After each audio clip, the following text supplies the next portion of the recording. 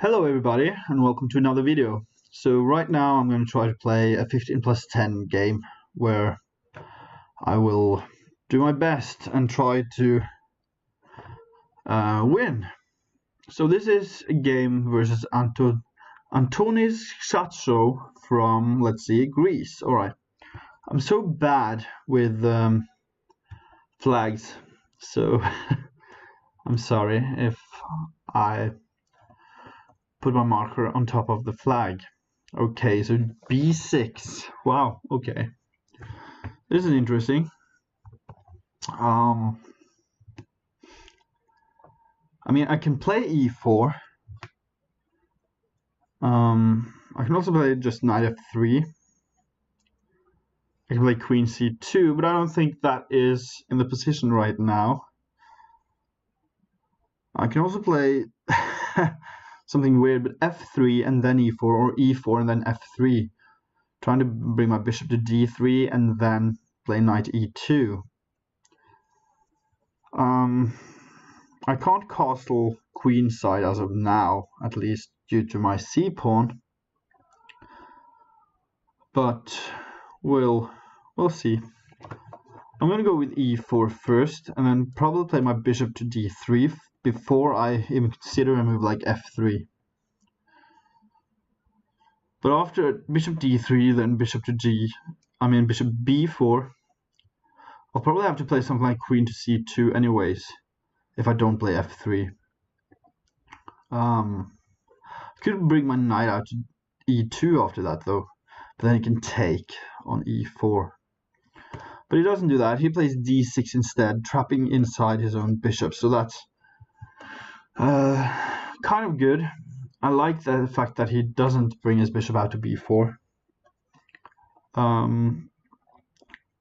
A bit passive actually, d6, I would say. But okay. I think I'm just going to bring my bishop out. And probably I'll play here and then here. Go for this sort of thing. Maybe even c5. Like this d6 move is just building up pressure against c5 and indirectly d4. But I don't even have to take there.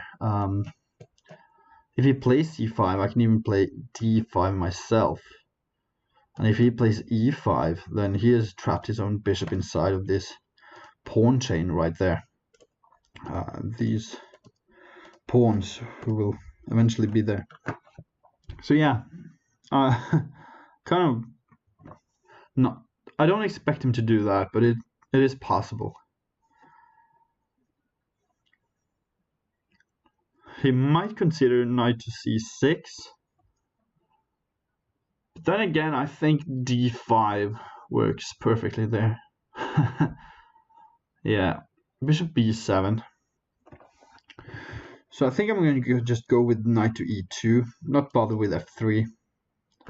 It is backed up 2 times and only attacked 2 times, so it is safe as for now. And I just need development right now, so knight e2 seems like a logical choice, but I want to keep this f-pawn, this push with the pawn to f3 a reality. That's why I play knight to e2, and also if he tries to play c5, I can block everything up and then maybe have this f4 square if he doesn't play e5. Knight b to d7, So if I play my bishop to g5, he can do that anyways. So I'm heading towards this castling here. I mean, I can also put pressure on this and this at the same time by playing my queen to c2, indirectly at least. But is it necessary?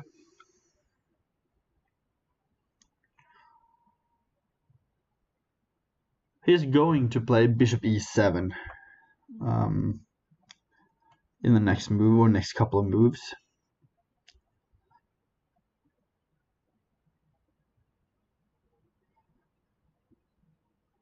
I think I'm going to do that. Queen to c2.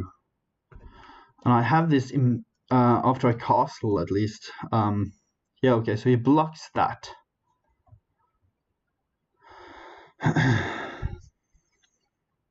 Now, I think I'm just going to castle.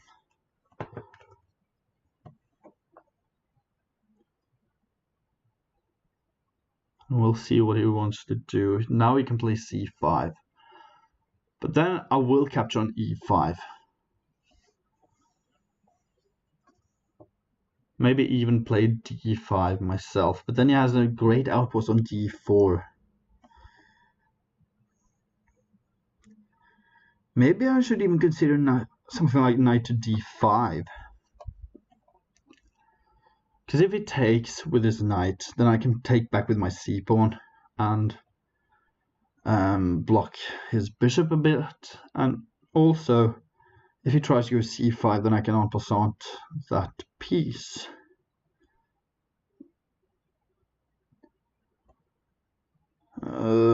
Yeah. So knight d5, if it just castles, then I get the bishop here at least.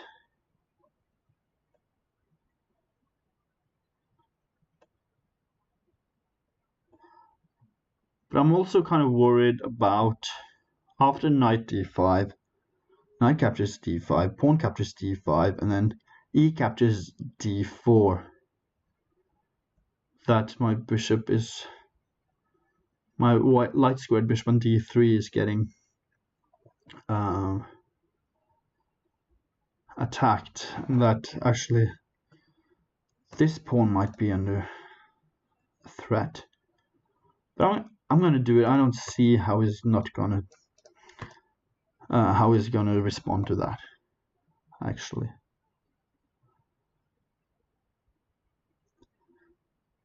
So the next move will be bishop to g5 if it doesn't capture. Yeah, okay. I think, no, I can't do that. Okay, so let's consider taking on e7.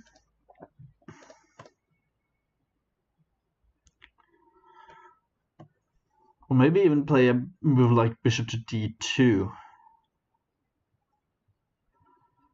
and aim for bishop to c3. Just trying to gang up on those squares. I'm going to do that actually, and also bring my rook over to c1.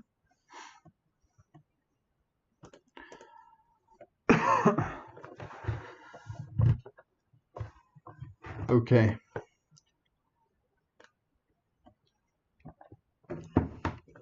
Keeping the options.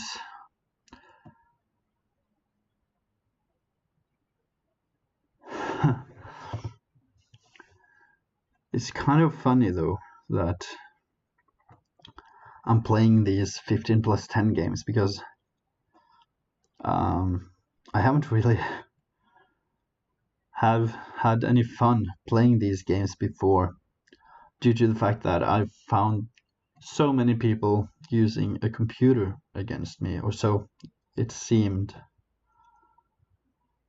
and I just hated that. But I don't think that many people do use a computer, so I'm going to do this, just trying to build some pressure along the c-file if it takes this knight. So maybe he'll now play c5.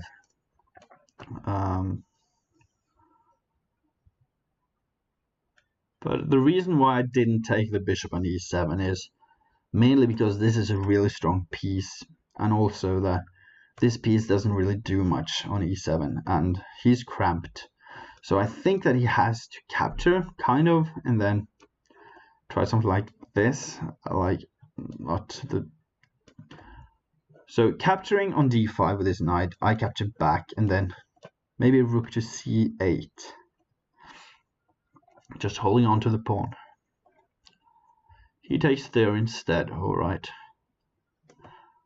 I think that's fine. Let's take back.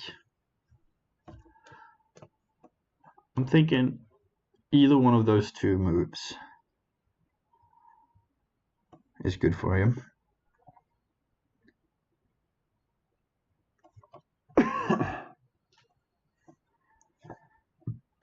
I don't think he should take now, actually, yeah.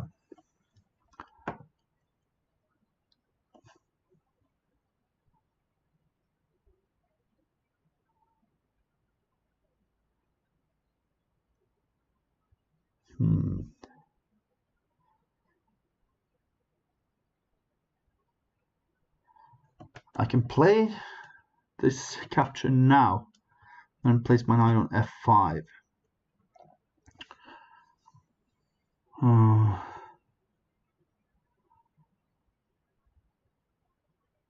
But after queen e6, what do I have to show for? Actually, I can play this move right away. Then I'm kind of forcing him to take, and then I will take back with my c-pawn. And this bishop right here is, as of now, quite stupidly placed. And if I play my bishop back here, I don't keep the initiative, and I don't, yeah. I'm gonna do this. I think that I will take back with my c-pawn at least. The reasoning for all these moves right here was to eventually gang up on that c-pawn. Something I have to be aware of though is a5, and when it takes, I'll take back that he can play bishop a6, skewing my queen and my rook on f1.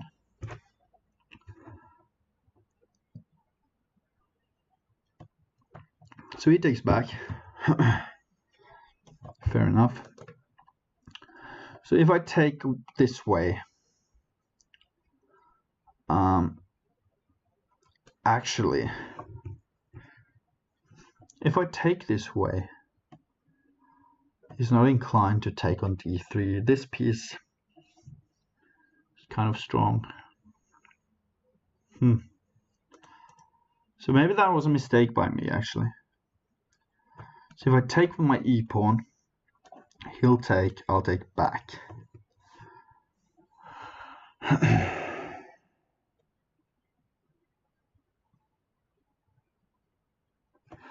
But the reasoning for me to take there too is to actually get these two pawns might be really vulnerable for some extensive fire from the light squared bishop from black. But I kind of like it too.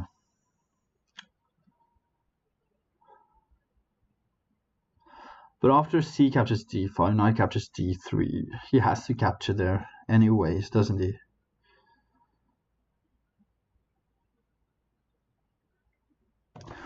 I think I'm going to take back with my e-pawn actually. But yeah, the reason why I also want to do that is because then our pawn chains, or how many pawns we have on each side of the board, is not the same, in which we're gonna have some fun.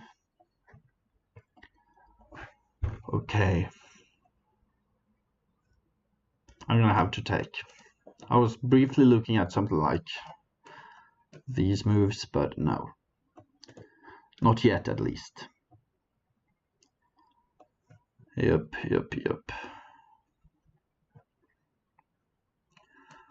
I can play b3. I can also play bishop to c3, just try and get my rook into the action here.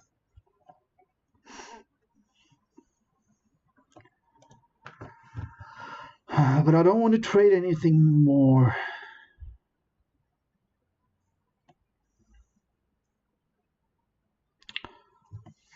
I can play queen g3.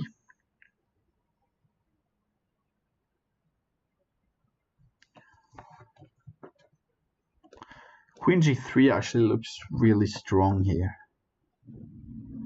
Let's say that he doesn't take, of course not. But let's say he plays king h7. And then I play b3, just keeping the initiative. Alright, let's do that.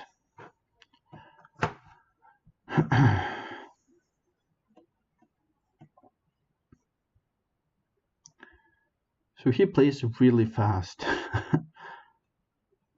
Really fast.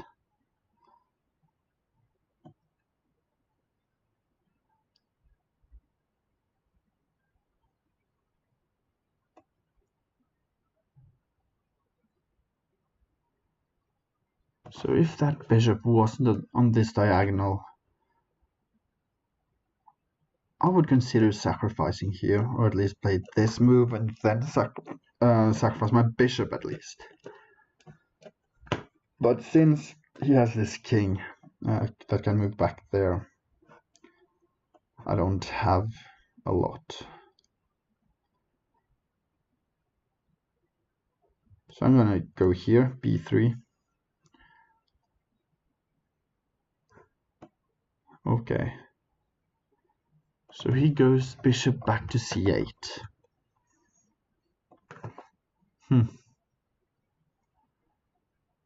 Interesting.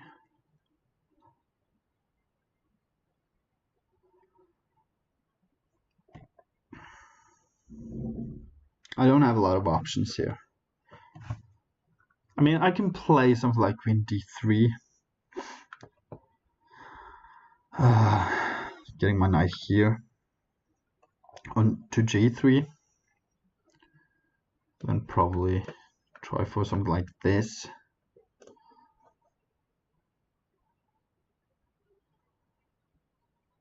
Yeah, I like that. Let's do that actually. Although most people would probably say that that is just a waste of tempo. And probably would be right, but still.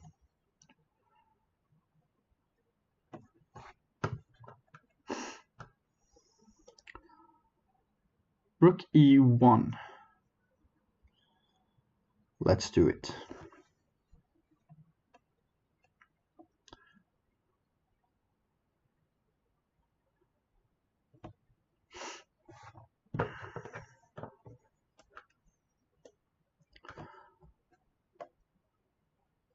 So now that he played his queen up to d7, he actually forces bishop to become a battle piece, and also this rook right here is not a good camper.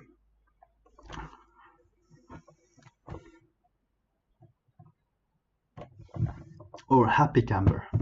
That's the word I was looking for. Happy. Okay.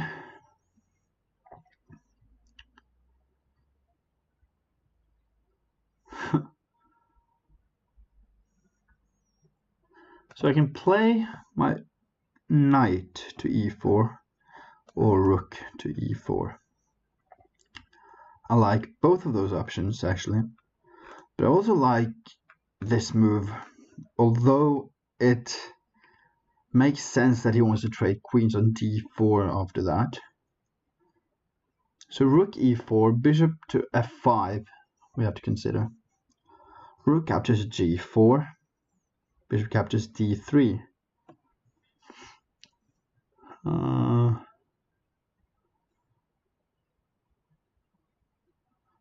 Actually, you know what? If I play h3 and he goes here and I capture, he captures back, I think rook e7 just tears his position apart. It does look that way.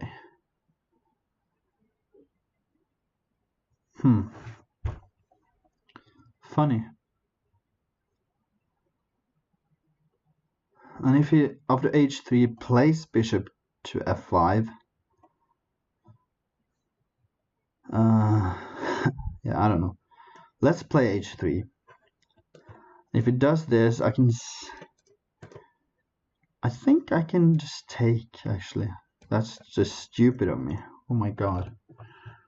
So I'm forcing the trade and then playing rook to e7. And this bishop has nowhere, really nowhere to go if that happens. But alright. Probably he shouldn't trade queens. This bishop is bad. This is the only piece that he actually got involved in the game.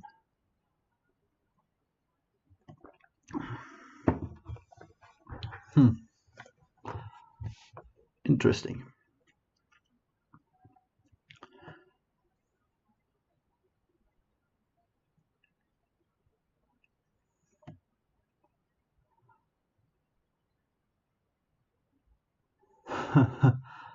Okay. So he wants the trade, but he wants it on his premises. Okay. Okay.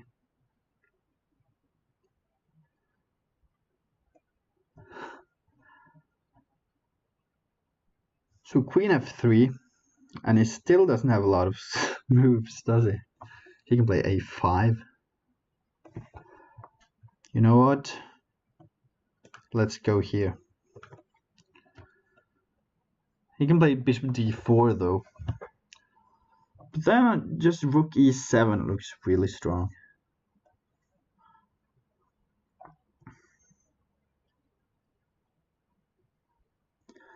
I'm not going to allow that trade, at least when he opens up for both of his rooks.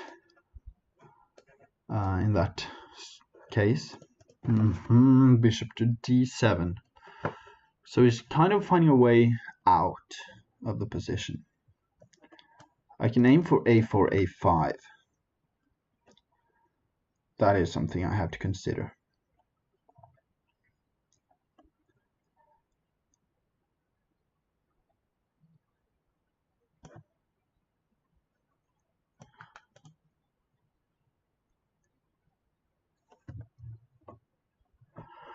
I can also play this move, but after bishop to e5, I can't really see what I've accomplished in that position. And also if I move this and my queen, he can capture on h3. I'm going to play a4 actually, although this pawn might get weaker from that if he plays a5, but still I have b4, so I think I'm quite alright.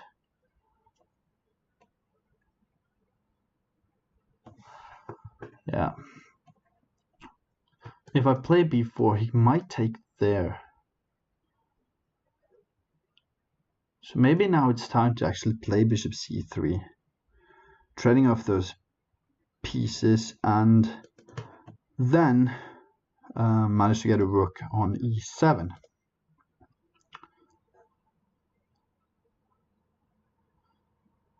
I can also play this move though.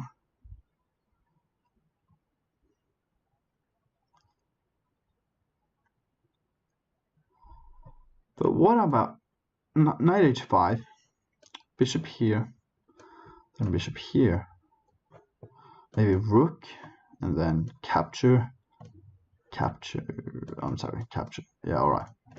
That's not gonna work. b4, a captures b4, bishop captures b4, rook captures a4.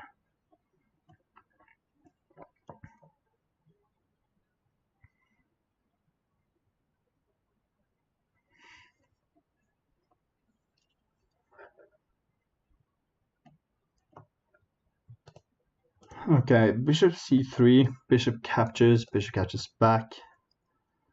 I mean, queen captures back, and then rook to e8.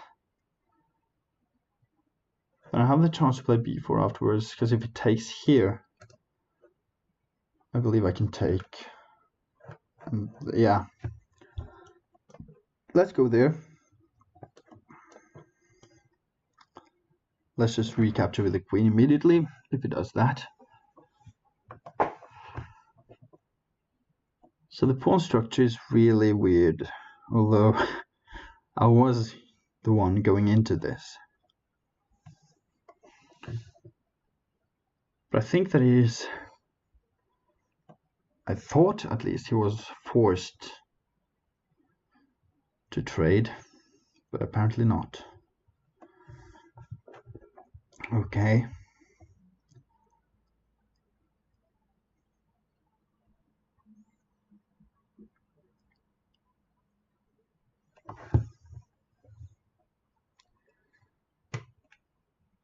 So if I go here, he goes there. That's an inactive square.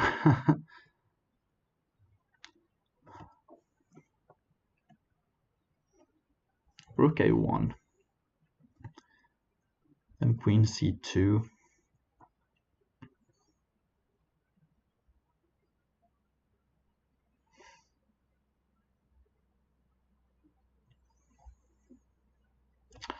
He's getting a lot of play here. Very, very much play. Rook b1 probably. Let's play rook b1. And then I can't do this because I have this. But all right. Really?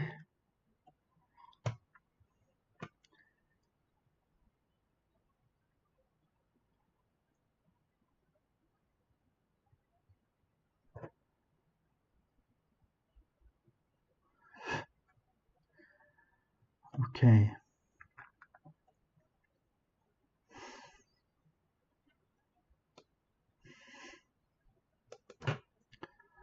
So I can play this now.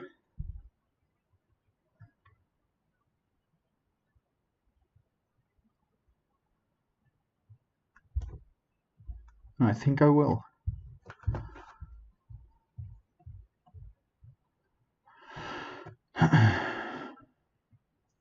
So if he plays his bishop back to d8 or somewhere else, he has some issues, at least.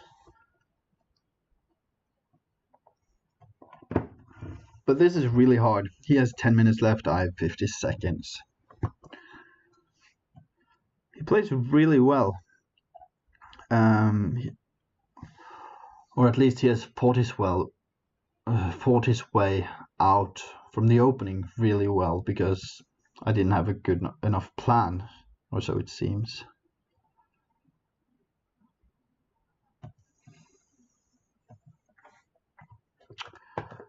Yeah.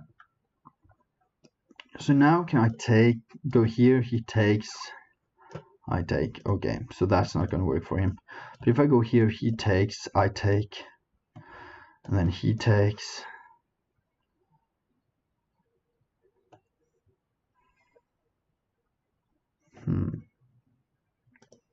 I don't like that either. Okay. Then I'll just have to play this back, I think. Now we probably play something like that. Or maybe he even captures on e1. And I have to capture back with my rook. So I can just pre-move that, actually. Now I have 23 seconds left, so I have to play really fast now. Although I get 10 seconds for each move that I make, it's really difficult to play these games with such little time left.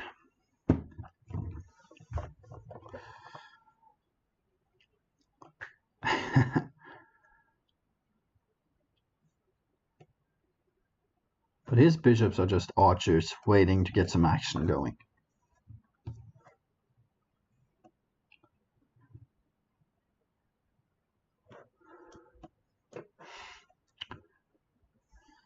So now he's using a lot of time because he wants to find that amazing move that makes me want to question every single move that I make, so that I'm in a tough spot and he can actually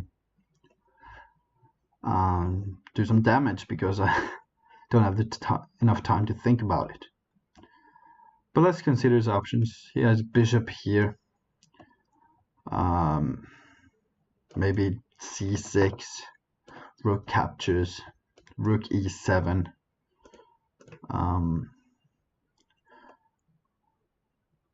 queen c2 probably.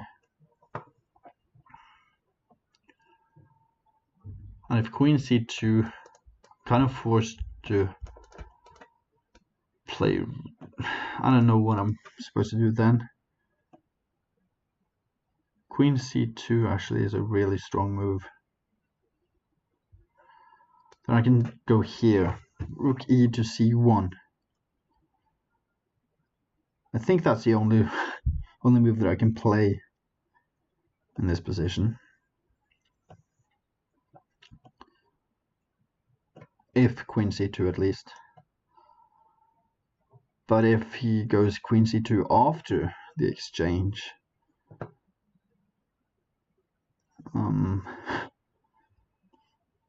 then I'm forced back with my bishop, I think, to a1.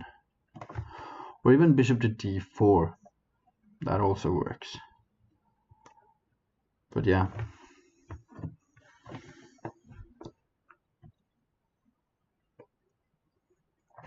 Or maybe it's calculating some lines like capturing here. But I don't think any of that is going to work right now, at least. But you've fought well, Anton. Antoni Shatso. It's so hard to pronounce. At least for me, a Norwegian. But yeah, you've come out of this. I think you are much better now. Much, much better. Although you have some things that you have to consider yourself, but you have all the options, you have the initiative, and you can actually attack here. Right now, I can't do the attacking that much. I mean, I can try something like here, and if you move your queen, I can take on h6, but not gonna happen. Not gonna happen. Or are you just gonna wait me out until I'm too bored and too calm to actually find a good move? Let's say you just play king g8. What am I going to do there?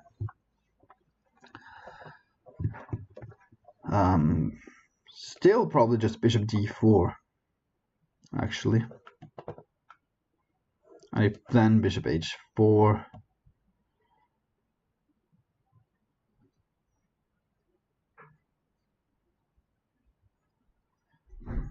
The problem with bishop d4, though, is that it doesn't guard the e1 square anymore.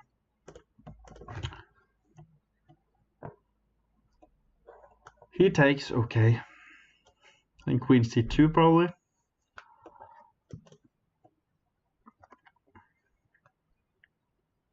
I believe that I would have played that at least. Okay, he does not.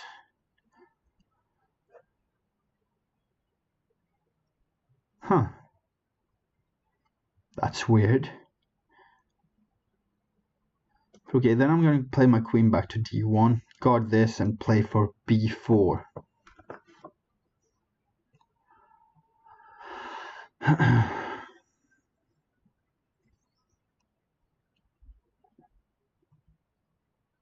I think this works, actually. I was very surprised by your last move there, f6. But you're maybe scared of something on h6, as long as your king is on h8. But I think still, you could have moved your king instead, probably. But hey, who am I to judge, right? Okay. I'm just going to play this simple.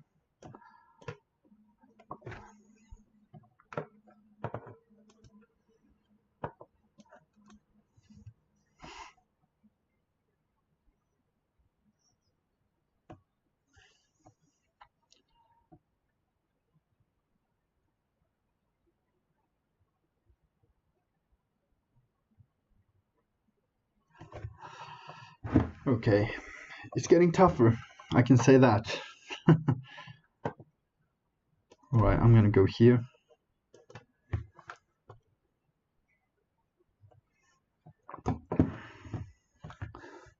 He can play c6. No, he can't. I'll just take.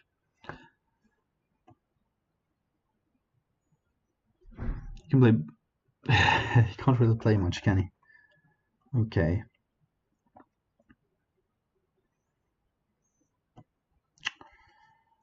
Okay. That might work. I don't know. So if I take here, he takes back. Then I have rook e7. Then he can place his bishop here, though. Okay. So I might have to play something like queen d2 first.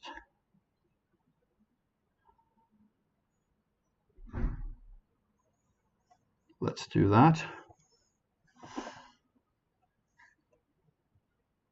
I don't see his mating threat here. I do not.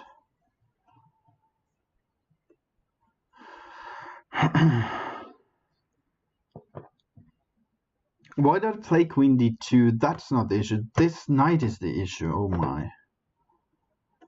Okay, I have to play this. Oh my god.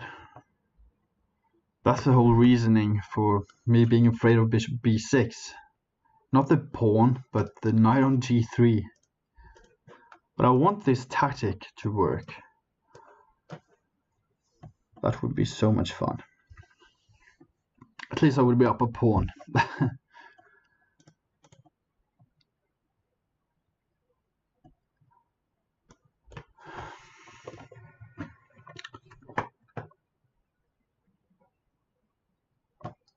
I'm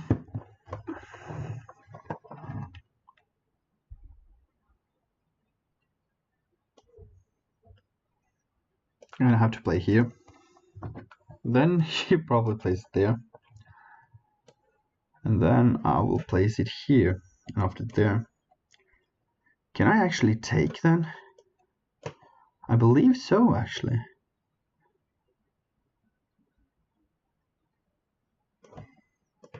Let's do that.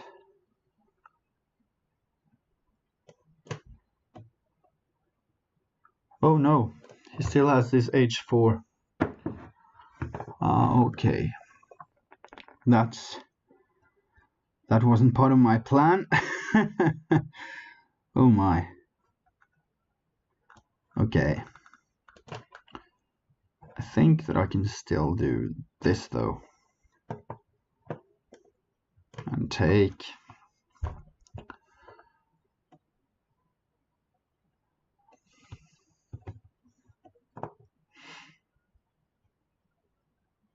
Maybe f4 is a really strong move here.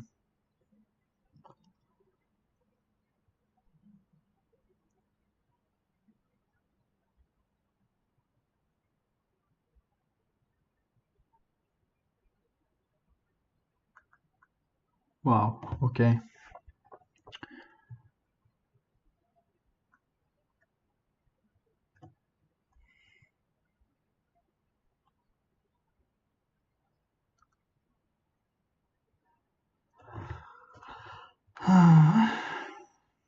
So if I play h4, I can actually do this, can't I? Let's do that actually. If it goes here,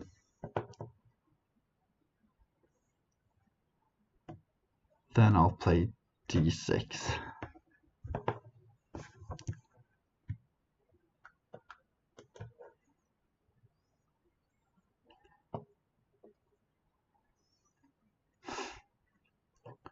Probably queen to e6 in this position.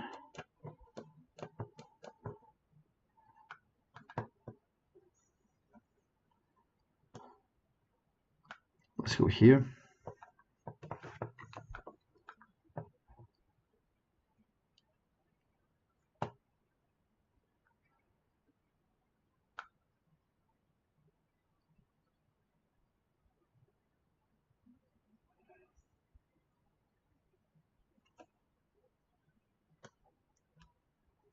Let's go here.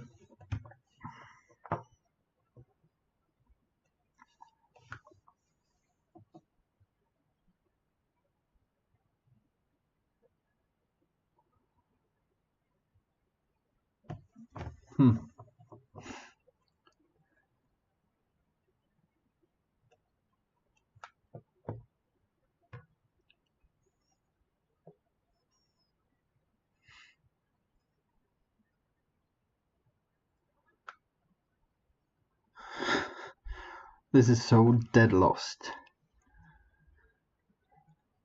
But he has to do something about those pawns though. Maybe just a move like f4 is sufficient, and after f4 bishop captures f4. I don't want to take with my pawn. I have a nice shelter for my king here. Then he can take on c5. And yeah.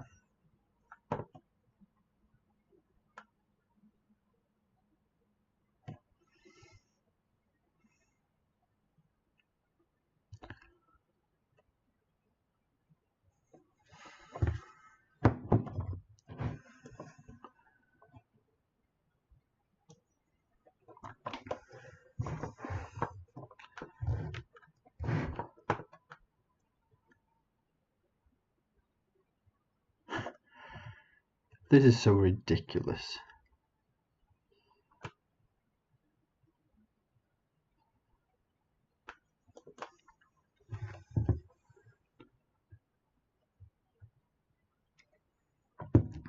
G8 or H7.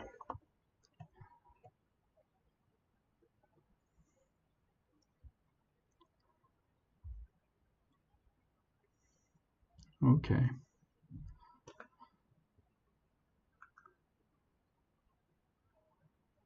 That doesn't work. Let's give a check here.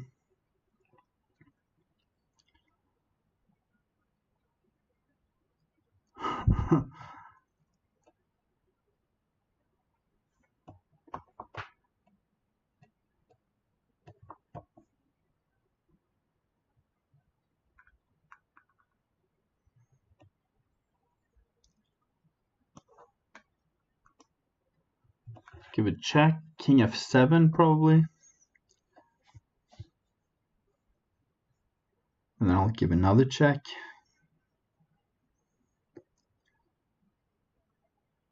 This is just hopelessly lost.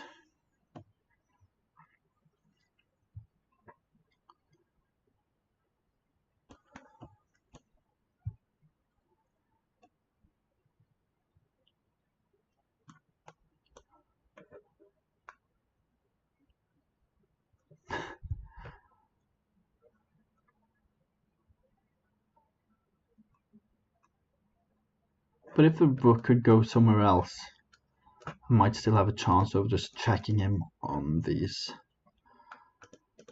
squares right there.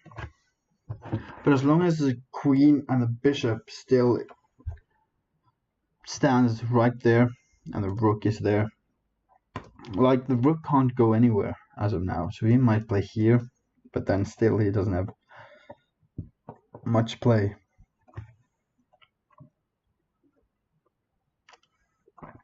I don't think this is called compensation, not at all.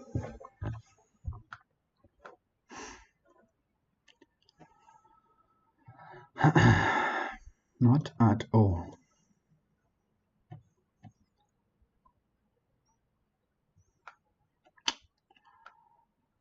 Yeah.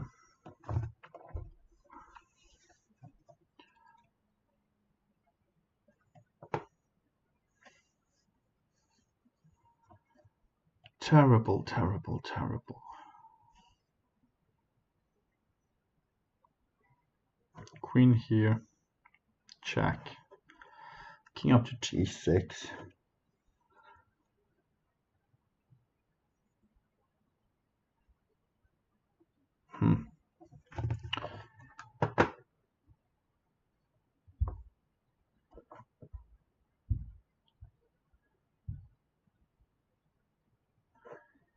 Should probably just do this. He's threatening a mate in 1, isn't he?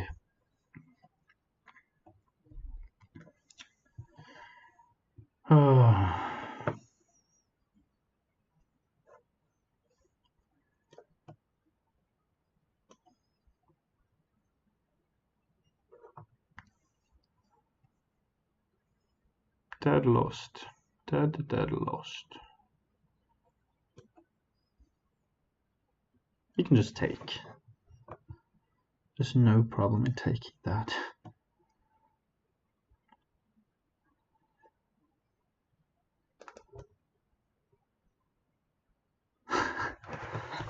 Okay, good game, Antonis Shatso.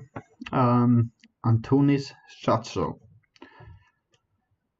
It's not fun at all, this, is it?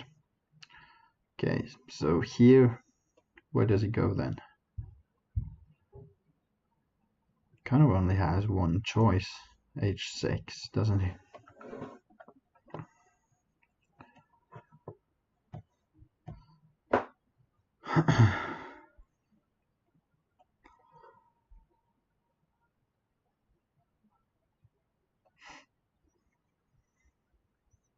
Should have played queen c2 check, actually.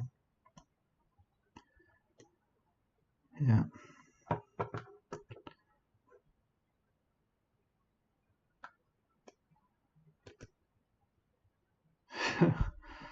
Do I even have to... Oh, can I take with the king there? I'm kind of forced to. King back here, check. King g3.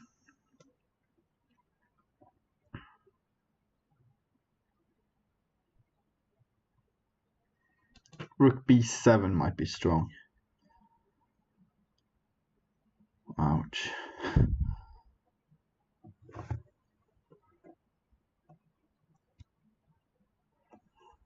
But I'm just dragging this out because I can, not because it's any fun either playing it or being the winning side of it. So I'm sorry, Antonis Shatso, if you're out there. I'm truly sorry about this. I want to resign, but I want to see how this goes as well. Okay, I'm gonna go here, I believe. Then rook h2 would be nice. But you're not allowing that. Of course not. Okay, let's go here. Let's move around in circles. Queen e3. That's just nasty. That's just nasty indeed, but okay.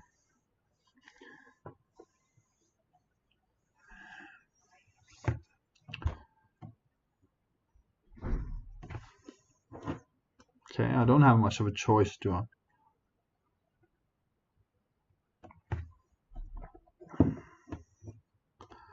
Okay. All right.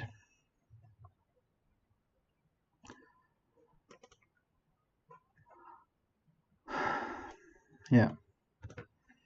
That was the only move that I was afraid of. And you found it.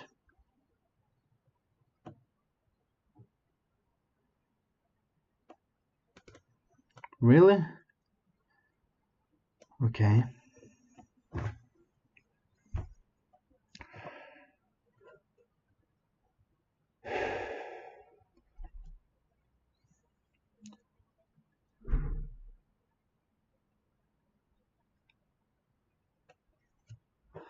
Queen g1. And then rook f2. Rook f2 right away, okay.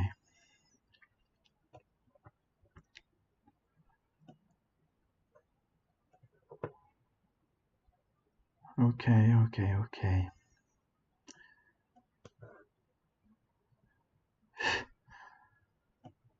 I believe you win this one. So after queen g1, maybe I can actually do that though. Queen g1, rook g2, checking, queen captures g2, bishop captures g2. Yeah, but then this one falls, doesn't it? Okay.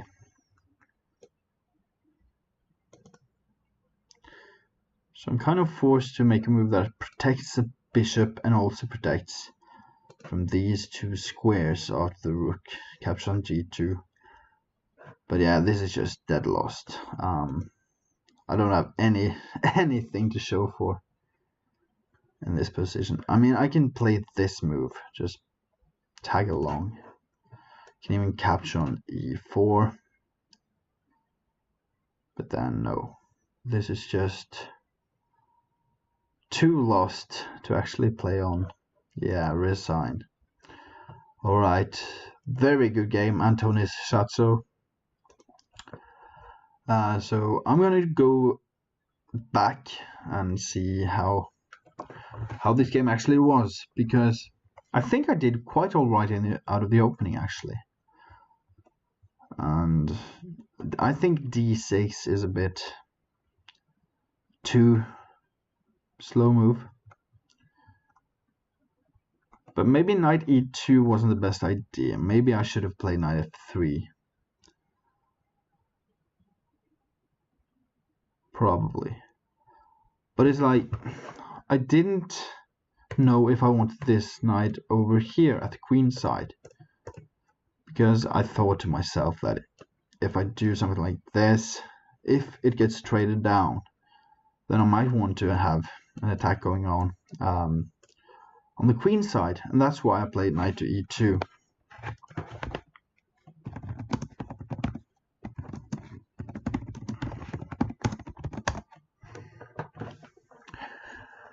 I just sent him good game, well played, and he left a second later. Thank you for the game. It was really fun playing against you. I know you probably can't hear me and never will, but still. Really fun. So knight to e2, knight bd7. That's a good move. Queen c2, yeah. Maybe queen c2 was a bit too far-fetched as of now. Maybe I should have just played bishop g5 as I was mentioning at the time. I think I was considering these two moves right here. And I thought to myself that the bishop is going to e7 anyways, and why having to defend that bishop on g5 if the knight moves something like here, and then I captured there, then he can capture on c3. Whereas if the queen stands here, he can't really capture that knight with an attack on the queen, right? So that was kind of my thought, at least. So I played queen c2, e5.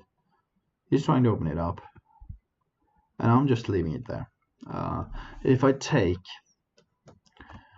then he can take back with his pawn, and I think that's really good for him because he has this c5 square that he can come into. I think knight e5 too. I think it is really good, and I don't see how this is bad for me actually. But maybe I should have taken here. So let's say c captures d5. Again, he takes, I take. Then he plays something like bishop to f6 again. Then this pawn is hanging, so I have to do something about that. Maybe bishop at c3, trying then to get the rook up if he trades, and then get another rook to c1. Maybe that would have been better. Maybe. So I took with my e-pawn. We traded bishop for a knight. And we got to this position. And this is really, really weird. Should I have played bishop to c3 instead? Probably yes. Because if I do this now, and he plays bishop g5, then I have f4. And he's running out of squares. He can go back to f6. And I take, he take. But then it's not, that is to see who is doing what to who. But okay, this happened, b3. At least I thought I was like a Karponian master at the time. Like just playing prophylactic moves, just trying to get him out of squares by keeping things closed. But after h3, I was so sure he was going to play queen d4. Or like the last game, I didn't even consider queen g6. In the last game, I think bishop e3 was the move I didn't consider. So bishop to d7. Wants to bring in his rook in. And that's fine, that's fine. And again, bishop c3 might have been better here. I was a bit worried about bishop to g5 here because I don't have f4. And that is kind of why I wanted to play a5 and did that in the first place. Maybe I should have even tried b4 first before even trying to play with my a-pawn. And guys, please don't play with your a-pawn. It's wrong. So after a4, a5, bishop c3. This happened anyways. Bishop g5. So I could have just played that anyways and not fucked up my pawn structure by this a4 move. And here, I don't think I have any other choice but to play my rook to b1. If I go here, then queen c2 looks dangerous. Let's say queen d4, rook here. I don't know, I just don't like the pressure on this b3 pawn. So that was my, I think a4 was my really big mistake in this game. Or well, it was maybe giving up the rook afterwards as well. Like, I can't remember. So yeah, right here up on this point, I was so low on time that I didn't think that he had anything going on for him. And I was thinking that I can take here. Let me just show you that. Bishop captures c7, bishop captures c7, then rook to e7. But then he has this move.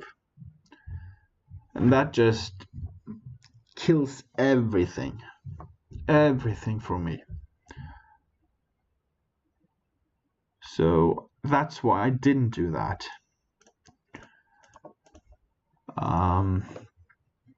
Yeah, let me just refresh this page because the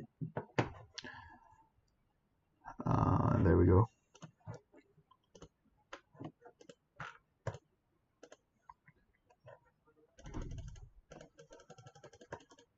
Here we go. So bishop captures c7 isn't good. So I was apparently trying to protect this f2 pawn, which I somehow thought was the one thing that needed protection. But this tactic still doesn't work due to the fact that this pawn is just pinned. This is the real issue, the knight on g3, and I think I said that during the game as well. f5, king h2. I think king h2 is stupid as well. So what should I play here? Maybe h4 myself. Maybe even h5 after that. That actually looks promising. After h4, rook g4, and pawn to h5. The queen can move up. We trade.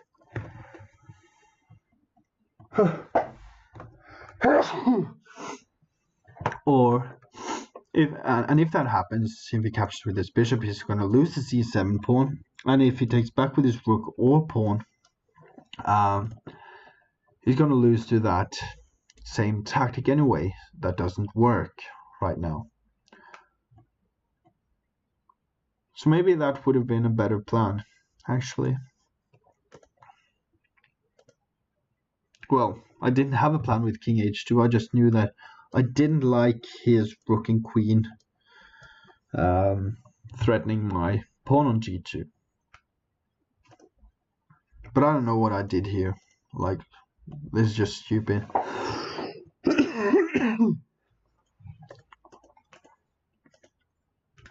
And the problem with this rook sacrifice, I thought it was really good. But after he took back, I realized that this pawn move is still coming, and this leads to checkmate. I can't prevent that checkmate, I think. So let's say here. Let's say I go here, check here, and he can just go there. I don't believe that I can prevent his mating net. If I go here, let's say,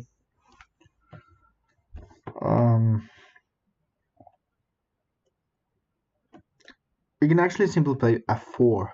No, he can't. f4 loses on the spot, of course. Okay, so maybe I still had a chance. No, what the hell? So queen e4 is not working out due to the fact that he can just take it. Thank you. So after rook f2, maybe here, and then check, king has to go back up and then mate. So I wasn't wrong. I don't think that I had stood any chance if I moved my knight. I think that's confirmed.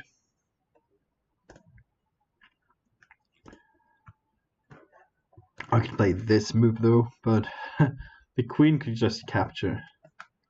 Yeah.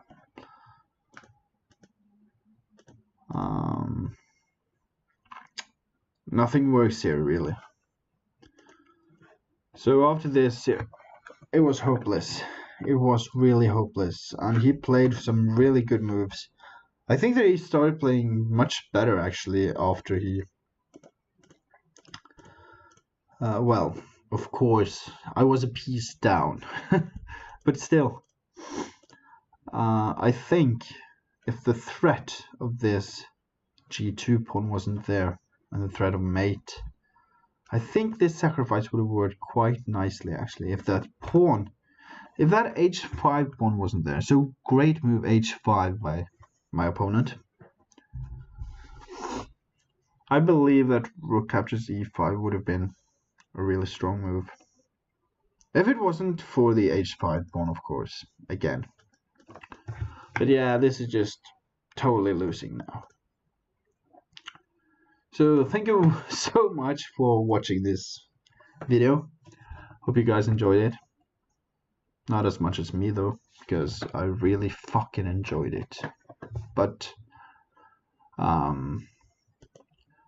please subscribe, leave a comment, and if you want to play gaming against me or anything else, if you have any questions or want to know how I make these awesome videos with my Norwegian stupid accent and play such bad chess, just ask away. Ask away. I'm here for you guys. Thank you for watching. Please subscribe. Bye.